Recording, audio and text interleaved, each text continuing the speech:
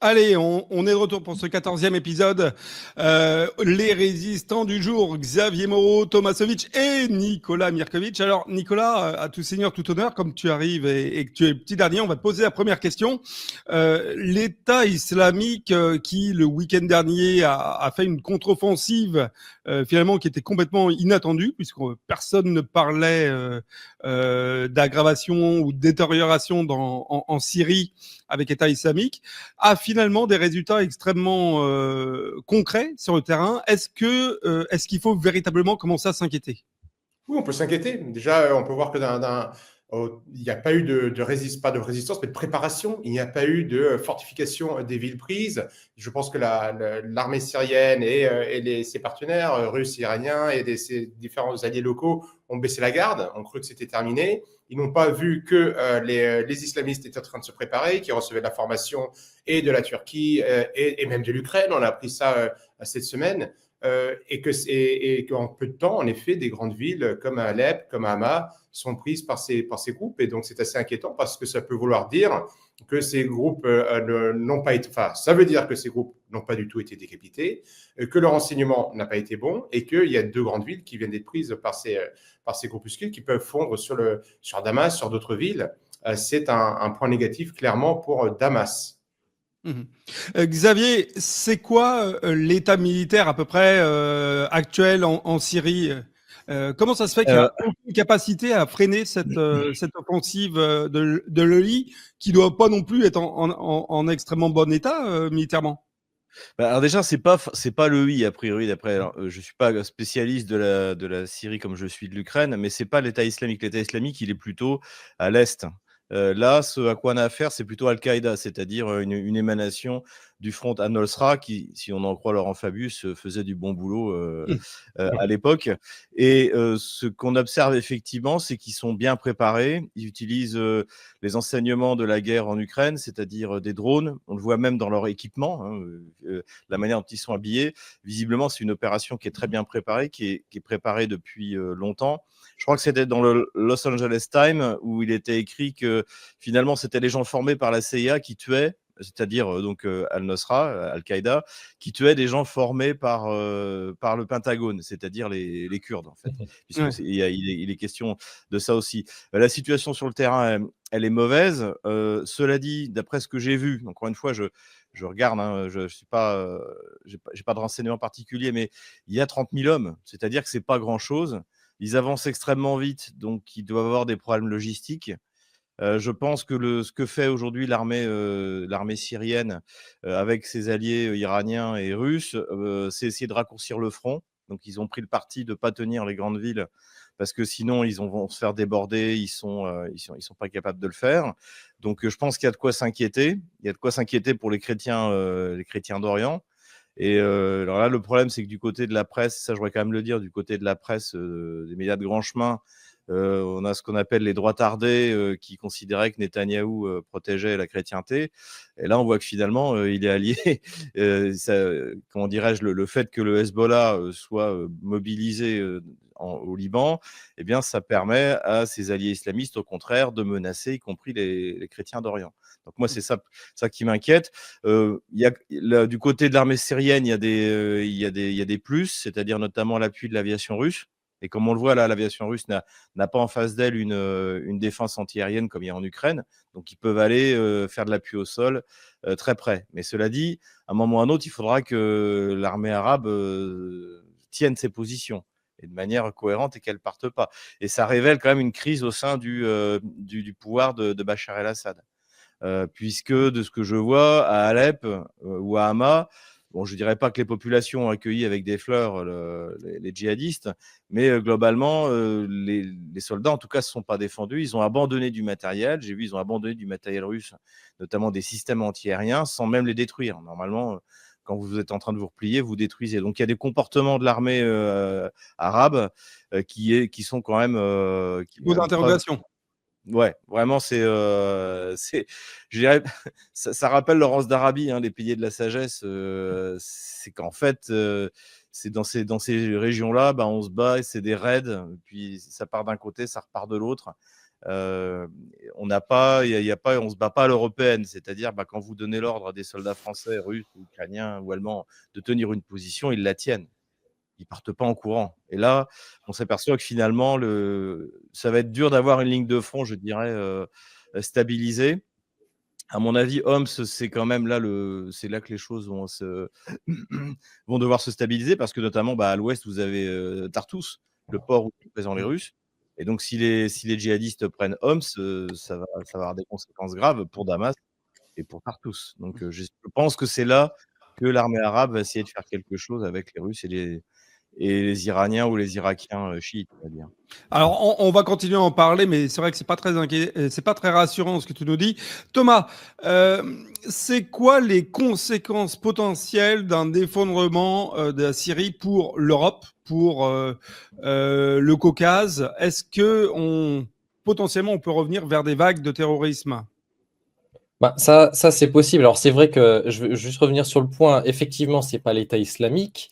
Et officiellement, d'ailleurs, le groupe rebelle Hayat Tahrir al-Sham, donc c'est le groupe qu'on parle qui est une fusion dont Al-Nosra à l'époque, qui est un des groupes les plus connus. Ils ont rompu officiellement avec Al-Qaïda, mais ils viennent d'Al-Qaïda. Donc c'est un peu particulier, c'est-à-dire qu'avec tous les groupes qu'il y a, c'est-à-dire d'un côté tous les belligérants, avec l'armée syrienne qui est soutenue quand même par pas mal de personnes qui sont à peu près tous en conflit, la Russie, l'Iran et le Hezbollah, voilà, donc forcément ils soutiennent un peu moins forcément l'armée régulière de Bachar al-Assad, sans compter l'armée syrienne libre soutenue par les Turcs, sans compter les forces démocratiques syriennes kurdes. Ça fait quand même beaucoup de belligérants. Et même si depuis 2020, avec le cessez-le-feu, il y avait quand même une frontière très bloquée, j'ai l'impression qu'on revient à la période de l'État islamique. C'est-à-dire que malgré tout, on pourrait peut-être trouver une sorte d'alliance temporaire de presque tous ces groupes-là contre ce groupe issu d'Al-Qaïda. Donc, est-ce que ça va développer quelque chose? Je ne sais pas, parce qu'après, quand on regarde en Afghanistan, l'air de rien, avec tout ce qui s'est passé, les attaques terroristes ont diminué, même si je pense que les Occidentaux vont quand même venir soutenir leur camp habituel face à ce groupe-là. Mais là, vu que c'est extrêmement localisé au nord-ouest, donc à la limite, à la frontière turque, qui est effectivement proche de la mer, là-bas, il n'y a que l'armée soutenue par les Turcs et l'armée régulière qui sont dans le coin, sans compter les différents groupes terroristes et islamistes. Donc, à voir, parce que Bachar al-Assad, du fait des différents, que ses partenaires habituels sont tous en conflit, est en train de voir avec les monarchies du Golfe en particulier. Mais il faut savoir, c'est que les monarchies du Golfe ont soutenu les Kurdes pendant une bonne partie de presque une décennie de conflit. Donc, je pense que ça va être des alliés de circonstance. Ils vont forcément essayer de soutenir parce qu'ils ont plus d'intérêt à soutenir Bachar al-Assad, avec qui ils ont normalisé certains des relations diplomatiques, qu'avec le groupe qui risque d'aller jusqu'à Damas, effectivement, à l'heure où on parle. Ok. Alors, on passe en format de dialogue tous les quatre. Nicolas, tu vas découvrir. À Divergence, on est un petit peu on est un petit peu dissipé, on est un petit peu perturbé. On prend la parole, on se coupe, on rigole. Voilà, on n'est pas sur LCI ou BFM. On a une liberté d'expression beaucoup plus large, donc n'hésite pas. Nicolas, justement, question. Attends, LCI, tu veux dire qu'ils sont sérieux? Non, on est même en rigolant, on est beaucoup plus sérieux que tu as raison. Nico, Thomas Sovic ne m'a pas du tout finalement répondu. Est-ce qu'on doit s'inquiéter d'une future résurgence du terrorisme en Europe ou en Occident, d'une manière générale? Tout est possible. Vous savez, c'est à qui profite ce jeu. Je pense que c'est vraiment ça ce qui est extrêmement important. Qui est en train de tirer les ficelles? On est en train de découvrir là maintenant. C'est clair et net qu'on connaît des partenaires habituels de la région. Tout ce type d'opération ne peut pas se faire dans des dunes de sable, dans des grottes. C'est organisé. Il y a du matériel qui vaut des milliards de dollars. On sait qu'il y a l'implication des États-Unis, d'Israël. Il y a les intérêts de l'Arabie Saoudite, du Qatar. Donc, c'est une région qui condense, comme a été dit précédemment par Xavier et Tomasovic, les intérêts de très grandes puissances mondiales. Et on sait que derrière ça, il n'y a pas du tout un projet de se battre pour la démocratie, pour les droits de l'homme, bien au contraire, puisqu'on a affaire clairement à des islamistes qui détruisent, qui essaient de faire tomber des sapins de Noël, qui veulent s'attaquer à des chrétiens. Et donc ça, c'est un élément qui est important. Et en plus, qui terrorisent même la population musulmane. Il ne faut pas oublier ça aussi, ceux qui ne sont pas sur la même lignée doctrinale que... Alors, je pense que tous ces pays-là qui sont en train de se retrouver derrière ces combats et derrière ce soulèvement spontané en Syrie ont des intérêts. Et on sait que quand ils jouent avec ce type de pays, eh bien, il y a des débordements contrôlés ou pas. Et on a bien vu quand la Libye s'est écroulée, on a eu des vagues, des millions et des millions d'immigrés qui sont arrivés sur les côtes européennes. On sait que parmi ces immigrés, il y avait des terroristes. On sait qu'ils avaient déjà des bases implantées en Europe depuis longtemps. Donc, c'est quelque chose qu'on peut légitimement craindre si on compare la situation à celle de la Libye. Mais non, voilà, je n'ai pas de boule de cristal, je ne peux pas dire que ça va forcément aller dans cette direction-là, mais ce qui est certain, c'est que la chute d'un pouvoir, on va dire, qui est installé, la chute de Damas, ça va clairement avoir des répercussions sur toute la région, des répercussions politiques, des répercussions en termes de migration de population, et ça peut se transformer pour certains de ces terroristes islamistes pour qui vraiment l'application de la charia stricte est leur objectif. S'ils gagnent en Syrie, pourquoi est-ce qu'ils n'iraient pas dans le Dar al-Islam pourquoi est-ce qu'ils ne se diraient pas qu'ils ne pourraient pas conquérir des parties de l'Europe? Donc je pense que c'est quelque chose qu'on peut craindre. Je pense que ce n'est pas le sujet le plus important à ce stade-là. C'est qu'est-ce qui se passe dans la région, qui est en train de tirer les ficelles et comment est-ce qu'en effet l'armée arabe syrienne peut se sortir de cette situation. C'est ce que j'allais demander à Xavier. Cette attaque, finalement, elle tombe au plus mauvais moment. Enfin, stratégiquement, elle a été astucieusement construite par ce groupe terroriste, parce que c'est le moment où, finalement, les pays ont le moins de dotation militaire, les pays occidentaux ont le moins de dotation militaire, où les États-Unis sont occupés sur le front palestinien, voire encore sur le front ukrainien, où la Russie, elle, est extrêmement focalisée sur l'Ukraine. Qu'est-ce qu'on peut faire? Qu'est-ce qu'on peut coordonner comme force internationale pour venir en soutien?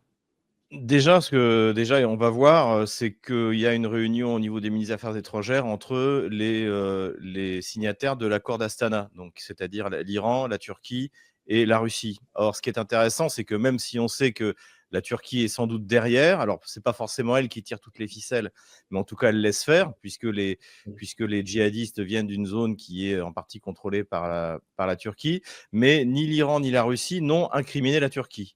Et le message qui a été envoyé par les affaires étrangères iraniennes et russes, c'est de dire il faut qu'on revienne à l'accord d'Astana, qui a permis la réconciliation entre Téhéran et Ankara et amener finalement la situation anti-offensive djihadiste. Donc je pense que la Turquie essaie d'améliorer sa position dans le cadre de négociations futures. Il faut savoir qu'en plus, Alep, cette grande ville d'Alep, dans l'histoire de l'Empire ottoman, c'est une ville extrêmement importante. Donc je pense qu'avoir un droit de regard sur ce qui se passe à Alep, ça intéresse les Turcs. Il y a aussi, à mon avis, un aspect qu'il faut bien prendre en compte, c'est qu'on approche quand même, je pense, du dénouement de la guerre en Ukraine. Donc, je pense que 2025 sera peut-être, je ne suis pas seul à le penser, donc je peux prendre le risque, l'année où ça va s'arrêter, où la victoire russe va être actée. Et que donc, à partir de là, vous allez avoir une Russie qui va avoir une armée d'1,5 million d'hommes, avec une expérience de la guerre de haute intensité sans équivalent, du matériel de plus haute technologie, des soldats, donc encore une fois, formés, motivés, qui gagnent très bien leur vie sur le front et qui ne vont pas retourner travailler pour 70 000 euros par mois. Donc, ils vont être disponibles. Xavier, 2025, c'est loin parce que la Syrie est un pays géographiquement assez petit. Si, effectivement, ce que disait Nicolas et ce que tu disais tout à l'heure, les armées de Bachar ne servent pas un peu plus ses rangs, 2025, on n'y serait pas. C'est pour ça que je pense qu'ils ont pris le créneau. Parce qu'en fait, ce qui se dit, c'est que, admettons que mi-2025, l'affaire ukrainienne soit pliée d'une manière ou d'une autre. Encore une fois, vous allez avoir ces centaines de milliers de soldats russes qui vont avoir que ça à faire, et avec 50 000 Russes qui ont l'expérience de ce qui s'est passé en Ukraine, ils vont balayer l'État islamique, Al-Qaïda, tout ce que, la CIA et le Pentagone Netanyahou pourront envoyer ce qu'ils veulent. Les Russes n'en font qu'une bouchée. Enfin, dire, quand on voit le niveau de performance aujourd'hui face d'ailleurs aux Ukrainiens qui se défendent pas si mal, quand on voit ce qu'est capable de faire l'armée russe, on s'imagine bien que face à des djihadistes, ça va pas durer très longtemps. Donc je pense qu'aujourd'hui, c'était pour les djihadistes et pour la Turquie, c'était le moment ou jamais. Parce que dans 6 mois, sans doute que la situation va. Encore une fois, si jamais il y a un traité qui est signé, une paix qui est signée en Ukraine, ça va pas prendre longtemps à l'armée russe pour régler définitivement l'affaire en Syrie. Donc effectivement, et là ils ont quelques mois devant eux où la Russie ne peut pas retirer les troupes du front ukrainien et ils peuvent utiliser ce moment. Thomas, Xavier, Nicolas, alors si la Russie effectivement ne peut pas venir au renfort de Bachar, qui peut en urgence se mobiliser? Comme j'avais évoqué, le problème, les seuls qui peuvent réellement peut-être aider actuellement, c'est les monarchies du Golfe. Mais est-ce qu'elles voudront le faire? Est-ce qu'elles voudront le faire et à quel niveau, ça je sais pas. Mais c'est sûr que moi je suis assez sceptique déjà sur la valeur combative. Excuse-moi Thomas, mais sur la valeur combative des monarchies du Golfe, clairement. On l'a vu face aux Houthis. Non, en termes de matériel, ils sont jamais regarde le Yémen, ça peut pas. Ouais, parce que ils soutiennent on voit ce qui s'est Yéménites passé dans le conflit au Yémen. L'Arabie Saoudite et les Émiratis se sont fait, défoncer par les Yéménites, par les Houthis. Donc je verrais plutôt moi. D'ailleurs, il y a une partie donc des milices irakiennes chiites qui sont venues en renfort. Donc, qui commence à arriver. Il y a, je pense que l'Iran, parce qu'en fait, l'Iran est en conflit avec Israël, mais pour l'instant, ils se font la guerre par missiles interposés. Alors, il doit y avoir des livraisons d'armes, effectivement, au Hezbollah, au sud Liban ou dans la région, mais globalement, je vois plutôt, comme armée capable de se battre, je vois plutôt, le Hezbollah, il est occupé, mais je vois plutôt les Iraniens ou les milices irakiennes. Là. Encore une fois, la valeur militaire des Émiratis et des Saoudiens, on l'a vu qu'au face aux Houthis, c'est pas l'armée russe. Je suis d'accord avec toi. Nicolas, notre expert Iran, c'est Fabrice, qu'on salue, qui est sur le terrain, notre ami Fabrice. Nicolas, l'Iran, c'est crédible militairement pour venir...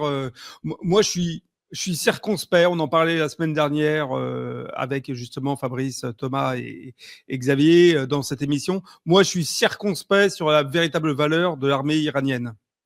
Je ne sais pas, on l'a quasiment pas vu à l'œuvre depuis la guerre contre l'Irak, donc ça commence à remonter au siècle dernier, à la fin du siècle dernier. Je ne sais pas. Très franchement, à ce stade-là, on est encore aux prémices. C'est sûr et certain qu'il y a beaucoup de négociations. Comme l'a dit Xavier là tout à l'heure, il n'y a pas eu alors qu'on sait qu'il y a les traces de doigts d'Ankara un peu, ou en tout cas des alliés d'Ankara un peu partout sur cette opération. Ankara n'a pas été condamné officiellement. On sait que, je pense qu'il va y avoir beaucoup de discussions. L'objectif, ça va être diplomatiquement d'essayer de calmer la tension tout de suite. Et puis après, évidemment, il faut des forces armées. Je crois plutôt à des milices. À l'arrivée, on voit la milice des milices irakiennes qui sont en train d'arriver. Est-ce que l'Iran va être prête à un moment où il y a quand même encore des tensions très fortes avec Israël à déployer des troupes en Syrie? Je ne sais pas. Je n'ai pas cette visibilité-là. Je ne vois pas les signaux faibles qu'il annoncerait à court terme. Mais je pense que c'est quelque chose qu'il faut regarder de très près parce qu'en effet, c'est très important. Si la Syrie tombe, c'est un bouleversement pour toute la région qui est déjà très instable comme ça. On est d'accord. Allez, fin du sujet. On va passer au sujet numéro 2, mais petite pub avant cela.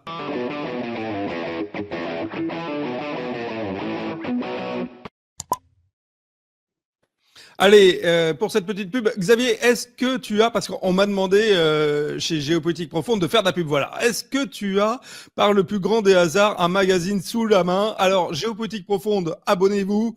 Le magazine, il y a plein d'interviews. Tu le fais vachement mieux sur Stratpol, Xavier. Si tu veux dire un mot pour le magazine.